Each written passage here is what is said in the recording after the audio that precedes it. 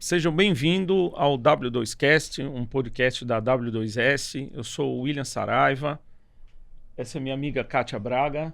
Isso, boa tarde, bom dia, prazer estar aqui com vocês. E eu queria falar um pouquinho sobre a W2S, é uma empresa de consultoria dedicada aí à indústria química, a gente atua nos mais diversos segmentos. Eu tenho uma história longa na indústria de tinta, atuo até hoje por mais de 32 anos, tanto na área de inovação, de pesquisa, de indústria. E a gente resolveu fazer esse podcast para trazer um pouco mais de informação para a indústria de forma geral, né, sobre geopolítica, sobre os impactos que a gente vem tendo desses conflitos, sobre inovação, sobre inteligência artificial. Então, por favor, nos sigam, né, e sempre acionam lá o sininho para se manterem bem informados. É uma oportunidade de aprofundar, né, o debate com pessoas importantes no nosso cenário, entender um pouco mais o que se passa no Brasil e no mundo. Eu não vou dizer há quantos anos eu estou no mercado, né? Me recuso, mas mais de 30 com certeza. Muito bem-vindos. Hoje a gente está aqui com o Fábio Humbert, diretor de comunicação da Abrafat, um grande amigo, que a gente já teve o prazer de estar em lados invertidos, né, Fábio? Hoje eu tenho um enorme prazer de estar aqui para a gente poder bater esse papo. E seja bem-vindo, Fábio. Bom, obrigado, William, obrigado, Kátia, pelo convite. Acho que vai ser uma conversa super interessante. Juntos aqui tem mais de 100 anos de história. Nossa! Mais de 100 anos de tinta. Mais de um século de história. É verdade. Seja muito bem-vindo. Obrigado, vamos começar Kátia. aí o nosso bate-papo, então, William. Fábio, como que aconteceu sua chegada no setor de tintas? Assim, foi planejado? Porque a gente sempre costuma dizer que na indústria de tinta, quando a gente é picado, a gente não sai mais, né? Como que deu isso? Pois não foi planejado, tá? Eu não tenho background, por exemplo, não sou químico, não sou engenheiro químico, eu venho das ciências humanas e trabalhei muito tempo antes de chegar ao setor de tintas com comunicação, atendendo empresas e instituições de diversos segmentos. Então, tenho uma experiência muito variada com outros setores. E nessa trajetória acabou chegando uma oportunidade de trabalhar para a Abrafat ainda no fim do século passado, né? Já faz tempo. Meu Deus. Uma história longa, então. E aí, realmente, eu fui picado, né? Então, já são quase 30 anos que eu estou na Abrafat. E ao longo desse período, aprendi muito, né? E também fiz muitos amigos, entre os quais aqui vocês e vários outros que estão nos assistindo. Então, não foi nada planejado, mas uma vez que eu entrei, não saí mais. Não sai mais, né? Entrou, tá lá, né? É isso aí. Então, são mais de 30 anos, né? Ou por volta de 30 Um pouco anos, menos né? de 30, Quando você dá uma pensada nesse período, o que você acha que mudou assim, significativamente dentro do mercado de tintas? Olha, Kátia, mudou muita coisa, né? A gente olha para trás e vê, assim, como qualidade passou a ser um tema importante, como sustentabilidade apareceu, né? Nem o nome existia. 30 anos atrás ninguém falava em sustentabilidade. Hoje está no centro da estratégia aí, do nosso setor, como de outros setores, né? Você vê outras mudanças em termos de inovação tecnológica muito forte, a mudança nas fábricas, né? Processos, várias outras questões, mas acho que eu destacaria, assim, mais recentemente, duas grandes mudanças, uma dentro do Brasil e uma externa. Dentro do Brasil, eu vejo, assim, uma evolução enorme no pessoal da aplicação, nos pintores. Acho que isso foi uma mudança, assim, uma transformação que, olhando, quando eu comecei no setor de tintas, os pintores, assim, era uma categoria sem valorização, sem reconhecimento, sem capacitação. Qualquer um se dizia pintor. Eu costumava dizer que a pessoa dormia desempregada e acordava pintor. Exatamente. Então mudou bastante. Hoje o pintor, assim, inclusive cobra mais, ganha mais, se valoriza, se capacita e está preocupado com isso. Entendeu que é uma profissão que tem valor e que ele pode investir nisso, que ele vai conseguir viver razoavelmente bem dessa profissão. Então, acho que isso foi uma grande mudança no panorama interno. Não, e isso, eu concordo, Fábio, a ponto disso mexer nos laboratórios das empresas. Sem dúvida. Né? Hoje, os químicos, o processo de desenvolvimento de produto passa por uma validação do pintor. Que faz todo sentido, né? Porque é quem está aplicando o produto final, Exatamente, né? exatamente. Faz todo sentido. E o nível de discussão entre eles, assim, eu acompanho, não como eu gostaria, porque é muita coisa, mas eles se preocupam com detalhes do tipo uso de equipamento de segurança. Exatamente. Né? Ou como tratar um cliente ali na abordagem. Então, nossa, a mudança realmente foi muito grande. Porque não é só a técnica, né? Hoje ele tem a questão comportamental, ele também tem que pensar em negócio. Ele é um empreendedor. Ele é um empreendedor. Eu tive a felicidade de conhecer grandes profissionais que trabalham com produtos de valor agregado, né? Então, eles cobram, assim, tem uma renda altíssima. Falando de 10, 15, 20 mil reais por mês. Exatamente. Né? E é uma profissão hoje reconhecida, né? Então... E é uma coisa que 30 anos atrás a gente via como o que acontecia nos Estados Unidos, né? Esse era o pintor americano. Exato. E o pintor brasileiro distante, aquele que ainda chapéu de jornal, né? Boa. E que tem um impacto, uma ligação e um impacto total com tudo, né? Porque se com a empresa está preocupada com qualidade, mas você não tem quem faz uma boa aplicação, não vai funcionar. Você tem uma perda aí, né? Então exatamente. Não, isso mudou. Isso aí mudou, inclusive, a percepção do consumidor em relação à pintura. Eu acho que as pessoas, de uma certa forma, se sentem mais seguras hoje no processo de pintura, porque ela consegue contratar um profissional, né, de fato. A qualidade melhorou, então ela tem uma segurança, né? A gente vai falar aí da questão da qualidade. Então, acho que hoje, quando você opta em fazer uma reforma, uma pintura, hoje muito mais tranquilo do que era no passado, né? Imagino. Né? É isso mesmo. E aí, a segunda grande mudança, que aí é mais global, foi a emergência da China e da Índia como grandes players, que 30 anos atrás ninguém falava disso. E aí grandes players, eu digo, tanto na produção como no fornecimento de matérias-primas, né? O Brasil não comprava nada de matéria-prima da China, muito menos da Índia, né? E hoje eles estão aí com uma força assim, incomparável, né? E a gente olha, né, o Brasil comparado com eles, nosso potencial era enorme lá 30 anos atrás. Exato. E a gente não estava enxergando eles com a força que eles tinham. E nós ainda somos dependentes de matéria-prima importada, né? Totalmente. 50% lá da composição dentro de um galão de tinta ainda é importado, né? E tamanha é a dependência e a evolução da China e Índia. A China, 30 anos atrás, sequer produzia titânio, né? Pois é. Hoje eles produzem 60% do titânio do mundo. Dominam. Né? Então... Realmente, foram mudanças importantes nesse período, né? Muito fortes, mudou bastante a cadeia logística, né? A forma inclusive de fazer produtos, né? Tudo, né? Exatamente. Impactou para todos os lados.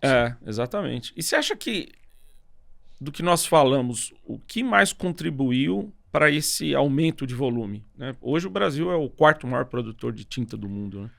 Hoje o Brasil é o quarto maior produtor. Quando eu comecei, o Japão ainda estava na nossa frente, né? E a Alemanha estava na nossa frente, mas a Índia estava atrás. Bem atrás. O Brasil cresceu, primeiro, tamanho da população, né? Lógico, um país que tem 210, 215 milhões de habitantes, tem um potencial de consumo de tintas bem alto.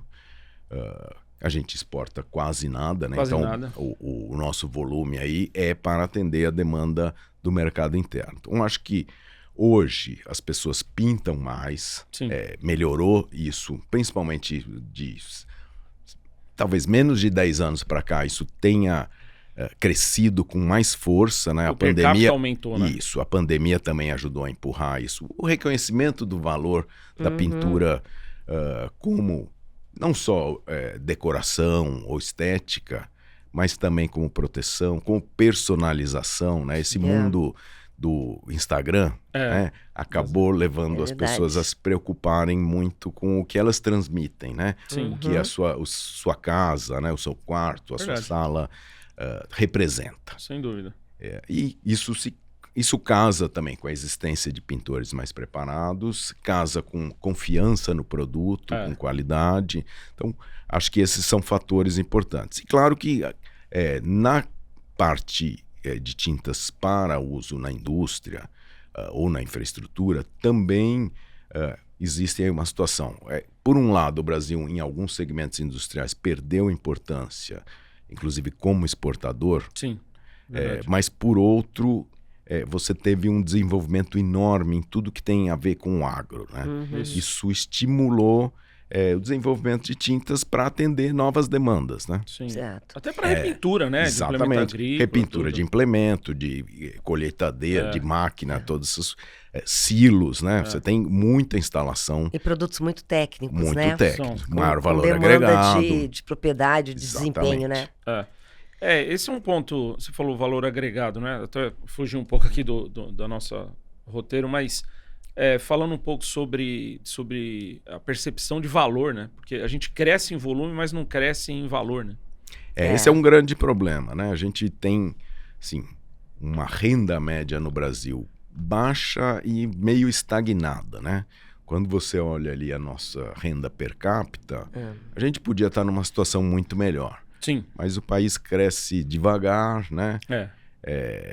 Irregularmente, né? Você tem um pico de vez em quando, mas depois volta para um crescimento abaixo do potencial. Então, a gente poderia estar num nível muito mais alto, isso geraria um consumo maior, mas também uma possibilidade de você vender a tinta por um preço mais alto. O preço médio da tinta hoje é muito mais baixo do que já foi. Exatamente. E ainda assim, a gente está comentando esse desenvolvimento dessas tintas com uma característica mais técnica, né, de desempenho. Mas quando a gente pensa no mercado, não das indústrias, mas no mercado dos consumidores comum das tintas decorativas, a gente ainda tem um consumo per capita baixo, não tem? Tem um quando consumo a gente per compara aí capita com baixo. alguns mercados mais maduros. Sim. Falando em tinta imobiliária, a gente tá na faixa dos 7 e pouco litros por habitante ano, né? Outros países estão com o dobro disso, né? Então a gente teria potencial para muito mais. E você acha claro que parte disso se deve, assim, a gente ter uma parcela importante da população que não vai consumir tinta por incapacidade financeira. Não tem esse acesso, não né? Tem. Quer dizer, só tem para o básico. É isso. Mas porque é uma diferença muito grande, né? Quando a gente compara a nossa situação com alguns países da Europa. Mesmo se você olhar, assim, o Chile, a Argentina... hoje não, a Argentina passou muitos anos seguidos de crise muito forte, mas sempre teve um consumo per capita mais alto que o nosso. E não só o consumo per capita mais alto, mas também um nível de exigência. Então, ali na Argentina sempre foi 70% a 80% do premium. Exatamente. É uma postura também cultural, né, gente? Com certeza. Eu acho que é cultural, mas eu também acho que a gente está numa jornada, porque a gente teve um momento crítico no mercado de tintas, né, há 22 anos atrás. Então chega o programa da qualidade.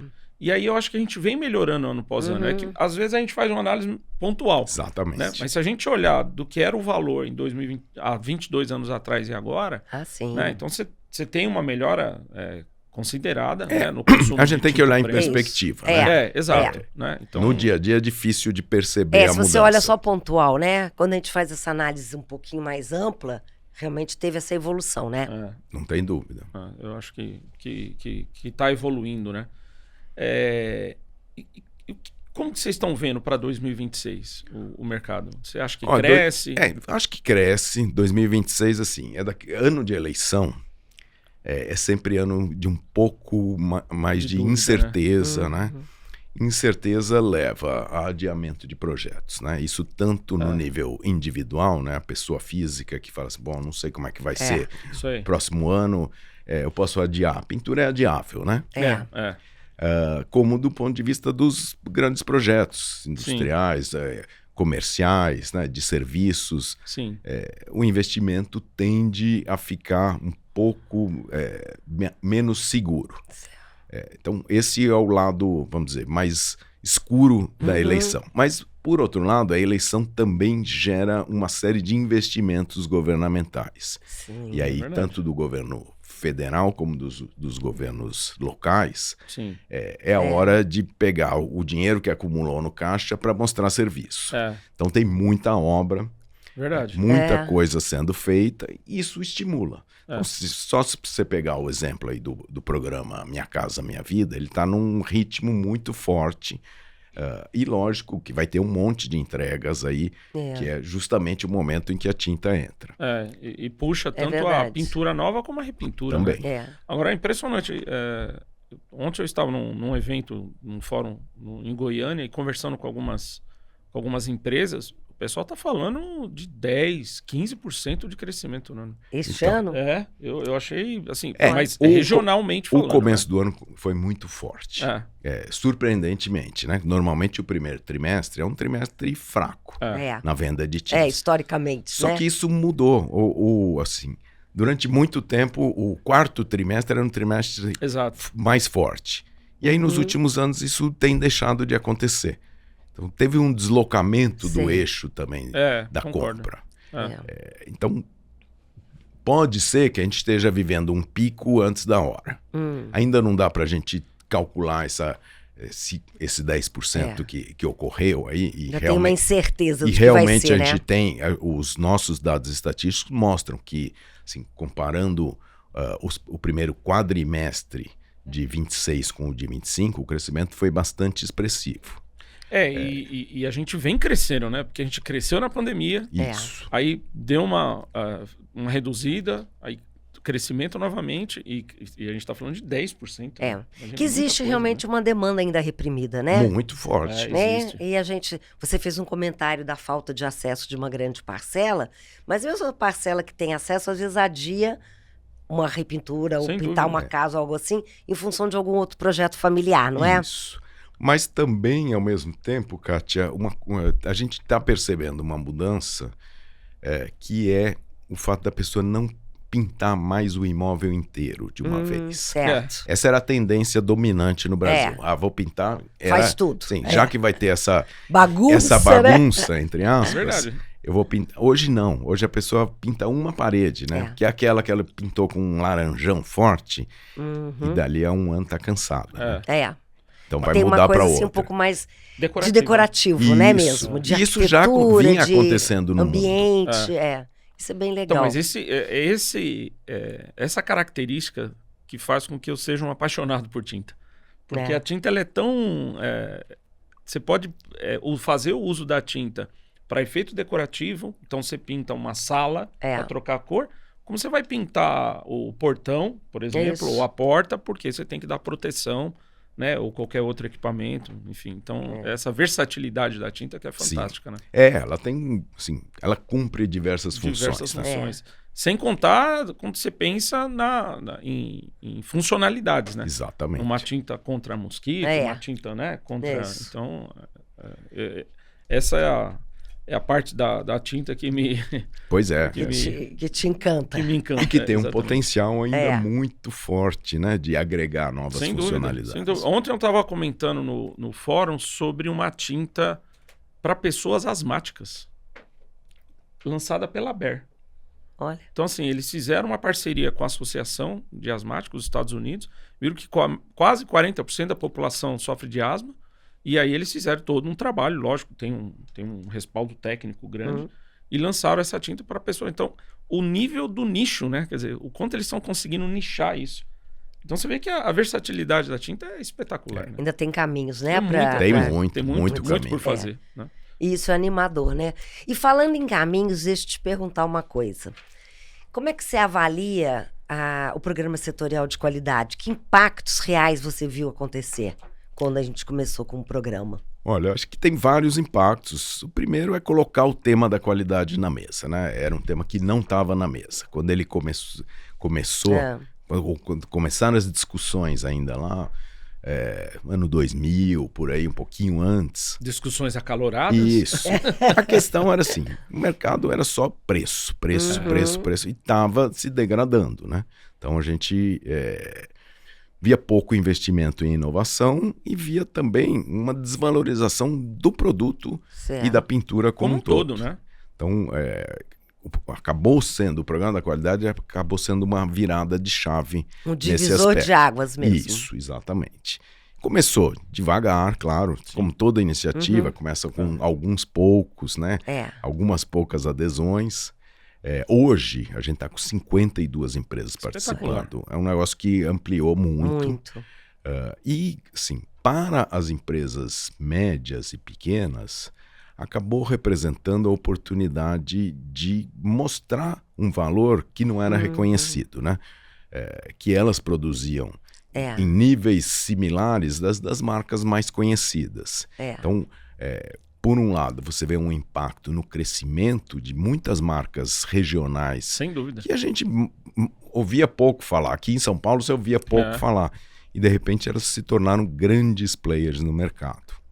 Sem dúvida. O mercado de tinta hoje está bastante regionalizado. Bastante. E é um reconhecimento, né? Para as empresas que Sim, prezam por qualidade, sem por dúvida. desempenho. Então... E é o que a gente sempre chama de isonomia concorrencial, né? Porque a gente sabe que se você comprar uma tinta de um fabricante, participante do programa, no Centro-Oeste, no Sul ou no Norte, você está comprando exatamente a mesma qualidade. No sentido de qualidade mínima, aceitável. Óbvio que cada fabricante tem os seus diferenciais, né? Seus atributos, mas... Você tem o pacotinho garantia, básico, né? Isso. Que te dá um pouco, te dá segurança. E esse eu acho que foi um feito, né? Aí proporcionado pela Brafat, Sim. que é, na minha opinião, um feito histórico, né? Porque olha o tamanho do nosso país, né? Pois é. Você fazer o fabricante do Norte produziu a mesma coisa, no sentido de qualidade do Sul, então realmente foi uma padronização importante, né? Muito importante. E aí isso proporcionou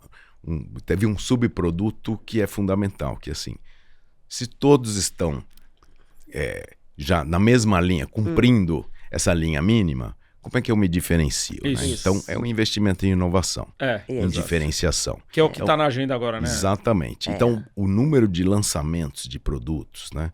O número de novidades que aparecem é impressionante. Hoje você vê produtos que fizeram sucesso 10 anos atrás não existem mais. Né? São novos. Então, teve aquele certo marasmo que predominou na indústria durante um tempo. Verdade, a gente ficou parado, né? Hoje isso desapareceu. Então foi um efeito colateral super positivo, muito né? positivo. Além dessa padronização, é um incentivo à inovação. Ainda impulsionar o desenvolvimento de novos produtos ou dessa procura por inovação, sem né? Dúvida, sem e dúvida. tem uma mistura de inovação com sustentabilidade que eu tô adorando, assim. Eu vi uma pessoa ontem apresentar um produto fruto de um processo de reutilização de resíduos de fábrica, que ele lançou um produto de efeito especial, né? Então, olha que bacana, né? Quer dizer, ele está cuidando da economia circular. Sim. E está lançando um produto que tem valor agregado. Exatamente. Né? Então é fantástico, né? Eu chamo isso de, entre as, de provocações, né? A hora que você coloca o tema da qualidade na mesa é uma provocação para a indústria tentar inovar em alguma coisa. As exigências de sustentabilidade ou a diferenciação pela sustentabilidade também é outra provocação. Exatamente. Porque aí quando a gente considera o uso de rede social, né, e a facilidade que tem a comunicação, não dá para você ficar para trás, né? Pois é. Porque, e um outro efeito, a gente às vezes esperava 2, 3, 5 anos para vir uma inovação de fora. Hoje acabou, a gente está em pé de igualdade. Isso acabou. Né? O que está aqui está acontecendo na Alemanha, está acontecendo na China, né? Então isso realmente o mundo mudou, né? O mundo mudou, anos, né? Exatamente. Bastante coisa ainda por acontecer. Ah, sim. A transformação está acelerada, né? Não. E quando a gente falando então de inovação, Fábio, onde você acha que está surgindo mais transformação assim relevantes? O que mais chama a sua atenção em termos de hoje inovação? eu diria que sim. Em termos de matérias-primas, você tem um caminho muito forte para aquelas mais amigáveis, né? Mais sustentáveis. Isso não tem nenhuma dúvida de que esse é um caminho, mas ele já não é uma novidade, né? Sim. O que está acontecendo é que algumas soluções que começaram a ser testadas, hoje já estão entrando no mercado com maior força. Então, desde aquelas que são de fonte renovável, né, até aquelas que, sim, que não são, mas que têm uma, vamos dizer, uma postura mais amigável. Sim, sem dúvida. Em termos de processo, também teve mudança, muito mais automação, e isso é uma tendência que não vai parar, né? Tanto por causa da inteligência artificial, quanto por causa da escassez de mão de obra, né? Sem dúvida. A gente sabe que as pessoas não querem trabalhar em fábrica, né? A nova geração Isso não é uma quer verdade. trabalhar em fábrica, não quer trabalhar em obra, então vai ter também menos pintor. A gente precisa trabalhar nessas vertentes para... Como é que vai ser a aplicação da tinta? E até para um ganho de produtividade mesmo. Também. Né? Seja nas fábricas, seja nas obras. Né? E produtividade é essencial. Né? Então, acho que aí tem dois grandes, vamos dizer, caminhos da inovação. Mas você também tem os caminhos da inovação daquilo que você mencionou. Reaproveitamento de resíduos, reciclagem. Cortar desperdícios, né? Sem dúvida. Fazer a economia circular realmente acontecer. Acho que esse é um tema forte, é um tema que o Brasil pode se destacar, né? Sem dúvida. É uma oportunidade que espero que o Brasil não perca. Né? Não, eu acho que tem bastante coisa. Eu acho que nunca vi as fábricas investindo tanto em automação. Eu escrevi um artigo semana passada falando do uso de drones para pintura de fachadas. Quer dizer, onde nós estamos chegando, né? Fazer uso que já é uma realidade na China, né? Pois é. Então, você tem locais de muito difícil acesso. Né? Tem uma questão de segurança. Né? Então, e isso vem numa velocidade absurda, assim, de implementação. Acho que tem bastante coisa nova aí, né? A Abrafat tem participado, né, de alguns fóruns, tanto globais como na região América Latina, né?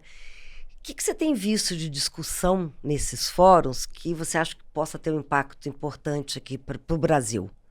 Eu acho que isso é bem interessante, essa pergunta, Kátia, porque assim, a gente participa há muitos anos do World Coaching Council, que a gente chama de WCC.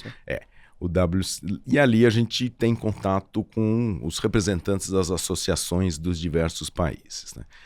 Anos atrás, a gente chegava no Brasil e falava, dava tempo de se preparar, de olhar as experiências dos outros países e se adaptar. Hoje já não existe mais esse tempo, né? Como o William mencionou, a coisa chega aqui praticamente imediato. Né? A gente chegou na hora. Então, a gente, logicamente, vê o que é específico de cada país, vê as ameaças, os desafios e as oportunidades, né? Hoje, as discussões estão muito concentradas assim. Os aspectos regulatórios, né? Alguns países têm, assim, vamos dizer, quase um furor regulatório, né? A comunidade europeia é um exemplo, mas não é o único exemplo, né? O Canadá também é muito forte nisso. A China tem um outro jeito de lidar que impõe, né? Não tem muita discussão, é imposição e pronto.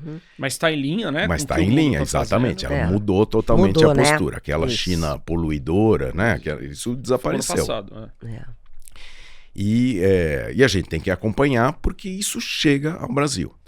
Então, se a gente puder influir, né, na implantação da regulação no Brasil, assim, como conhecedores, né, do setor, das suas necessidades, das suas possibilidades e das viabilidades técnicas e financeiras de qualquer mudança, é fundamental. Por isso que a gente precisa estar antenado com o que acontece no mundo, porque vai chegar... São trocas importantes, muito né? importantes. E hoje, assim, mais recentemente, outro tema que entrou muito forte na balança foi as questões ligadas à defesa comercial. Né?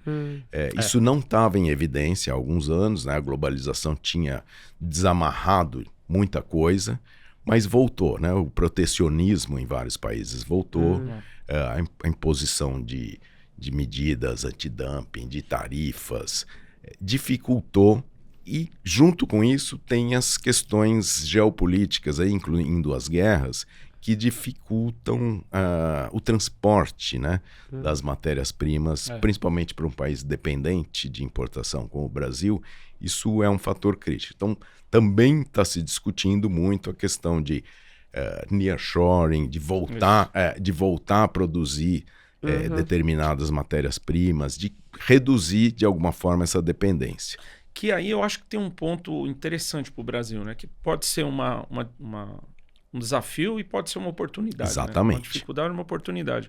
Porque, como eu disse, nós ainda dependemos do produto importado, a matéria-prima importada, e com essa confusão toda que está o mundo, tem muita oportunidade para os fabricantes locais, né? Tem muita oportunidade para os fabricantes locais e a gente tem que aproveitar algumas características que o país tem, né? Vantagens mesmo. Assim, a gente tem energia limpa. Exato. Uma coisa diferente da maior parte do mundo. A gente tem um agro Exatamente. Tecnologicamente muito avançado, né? Tem terras ainda disponíveis, mas também tem terras que podem ser mais bem aproveitadas. Sem dúvida. Então, quando a gente está falando de soluções que são renováveis, o agro tem uma contribuição fundamental a dar. E, assim, essa é uma oportunidade para o Brasil trazer de volta determinados fornecedores ou novos fornecedores e se tornar, inclusive, um polo exportador de matéria-prima. Isso já está acontecendo, Fábio. Eu acompanho isso. A gente, dentro da W2S, tem vários projetos, né, com vários segmentos, e a gente acompanha isso de perto e a gente tem visto já empresas liderando esse processo de uso de matéria-prima de fonte renovável, né, de carbono renovável. Então, você tem alternativas com coalescentes, né, você tem resinas com conteúdo alto, né, de carbono renovável, você tem espessantes, aditivos de superfície também, até outros fabricantes que não era do setor de tinta entrando, né, porque produz lá em outro setor e está vindo. Então, eu acho que isso está acontecendo também, já é uma realidade. E quando a gente observa em outros países, né, então, nos outros congressos, né, fora o nosso congresso aqui, que é um dos melhores do mundo, mas quando a gente compara lá com o dos Estados Unidos ou da Alemanha, a maior pressão nos pesquisadores, né, nos formuladores, é o que você comentou, custo, né, pressão regulatória e pressão logística. Né? Então, por isso que eu disse que a gente hoje não demora mais 5 anos para sofrer, a gente exatamente, já sofre junto, né? Tá todo mundo sofrendo na mesma Mas hora. mesma o que eu acho intensidade. interessante, porque como a gente comentou, que a gente vem observando, né, ao longo dos anos, hoje, essa questão de sustentabilidade, dessa química mais verde, mais renovável, ela já é levada em consideração de verdade, né? Não é mais um discurso. Isso, exatamente. Não é? Já deixou de Muito ser tempo discurso. foi um discurso, Foi um né? discurso, lembra? A gente começou a falar de sustentabilidade lá atrás. né, Kátia? 40 anos atrás falando. E hoje eu vejo isso como uma realidade, o que eu acho que é muito legal. Muito positivo, não Muito tem nem positivo. dúvida. Né? Sustentabilidade entrou na agenda e não tem como sair, né? Esse é um exatamente. fato. Que legal. Fábio, vocês na Abrafat têm lá um podcast Tintas de Qualidade, né? Que eu tive o enorme prazer de participar. Muito interessante, traz muita informação para o mercado. Na sua opinião, assim, o que faz uma boa conversa gerar conhecimento, reflexão, engajamento? Né? Olha, eu acho que assim, sempre você trazer pessoas que tenham visões diferentes, né? Mas que tenham o que dizer, né? Porque uma coisa é você estar só no nível do discurso ou do marketing vazio, e outra é você ter uma história para contar, uma experiência, vamos dizer, um repertório, né? Acho que talvez a palavra-chave aí, nesse caso, seja repertório. Concordo. Se a pessoa tem repertório, ela tem conteúdo para compartilhar. Então a troca é muito mais rica, a conversa flui, traz insights para quem está assistindo, né? Então acho que assim, tem que casar e logicamente também a pessoa precisa saber se comunicar razoavelmente. Quer dizer, não é só a audiência, né? É conteúdo, né? Exatamente. Conteúdo, Porque a audiência, às vezes, lógico, você faz uma brincadeirinha, faz um corte com isso, ela dá uma audiência, mas é temporária, ela não se sustenta. Né? Exatamente. O que sustenta é o conteúdo. Isso que eu ia te falar, porque eu acho que o que fica e permanece é o conteúdo, né? É a mensagem. assim, real, efetiva, que você transmitiu. Exatamente. É. O que a pessoa tem ali que faça ela pensar, ou com algum conteúdo com o qual ela aprendeu algo que ela não Isso. sabia. E Isso. que seja útil, né, para quem está assistindo, né? Essa é uma proposta que a gente traz aqui também. Porque a gente discutiu muito, né? Eu com a Kátia, com o time todo. Por que a gente vai fazer mais um podcast, né? Já tem vários, né? Exatamente porque a gente identificou uma carência de informação para a indústria, né? De forma geral, né? Então, o que está acontecendo, né? Que impacto, Aprofundar, né? Um Isso. pouco um mais, pouco mais de né? profundidade, né? Então, Então, e pensando que também, se você olhar ao longo das últimas décadas, as pessoas têm menos fôlego de leitura, Exato. menos Ah, concentração. Então, isso aí. outros formatos acabam tornando mais fácil essa transmissão. Sem dúvida. E você é uma pessoa de comunicação, certo? Certo. E a gente está falando disso tudo. Que você está vendo? Qual é a tua expectativa? O que você imagina que vai acontecer com essa inteligência artificial no quesito, pensando em comunicação?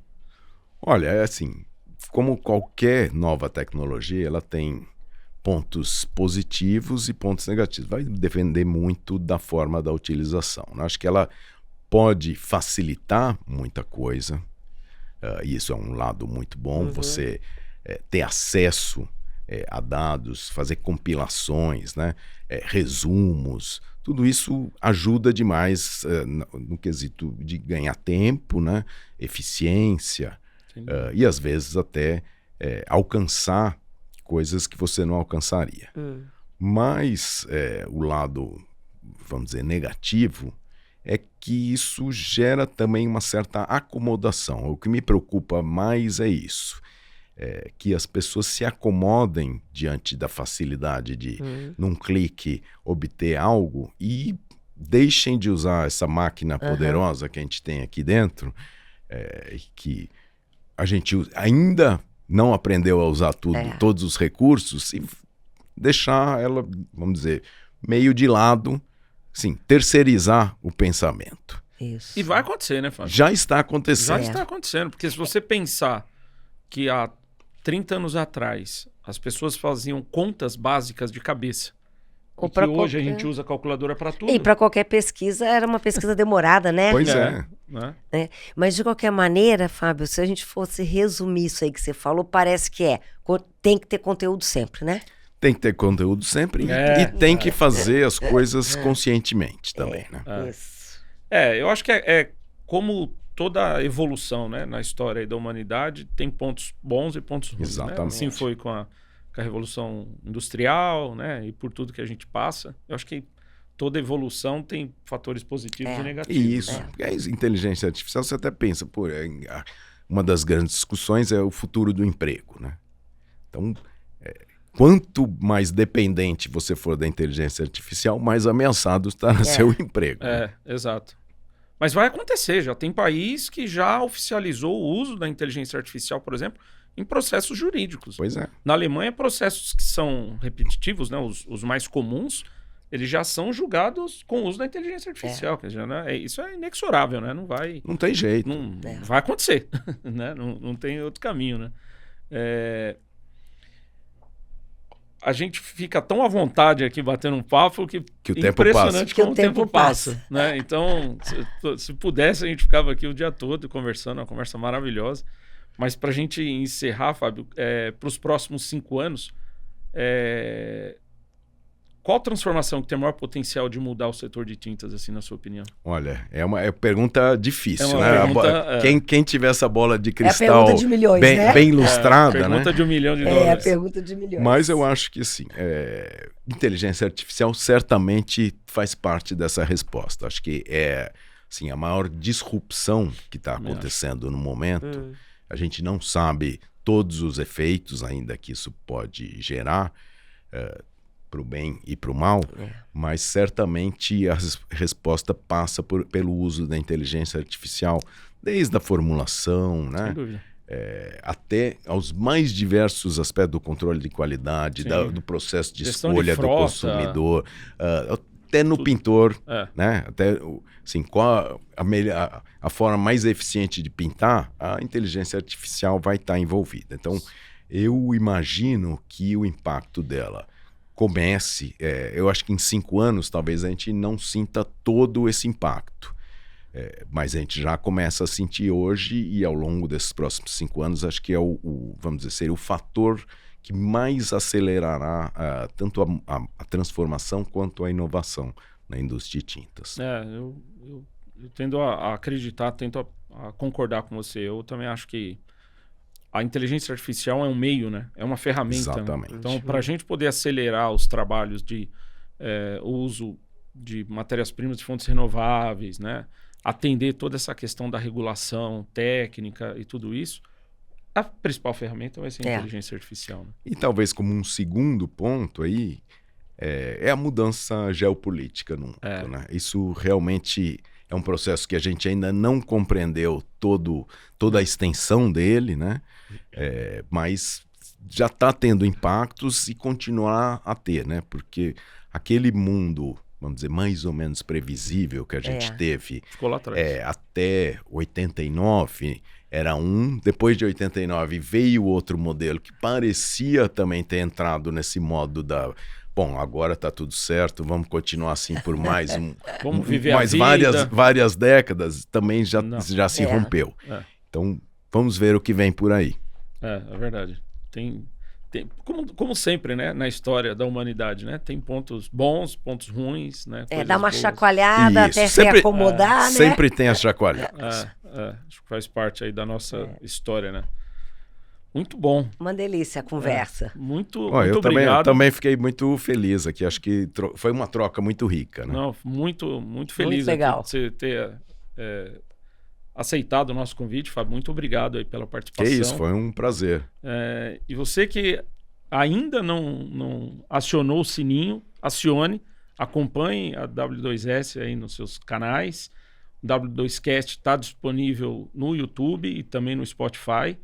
E acompanhe para sempre estar bem informado, né, do que está acontecendo aí no mundo da química. Obrigado. Muito obrigado, foi um prazer. Obrigado a todos. Obrigado, William. Obrigado, Kátia. E até a próxima. Até a próxima.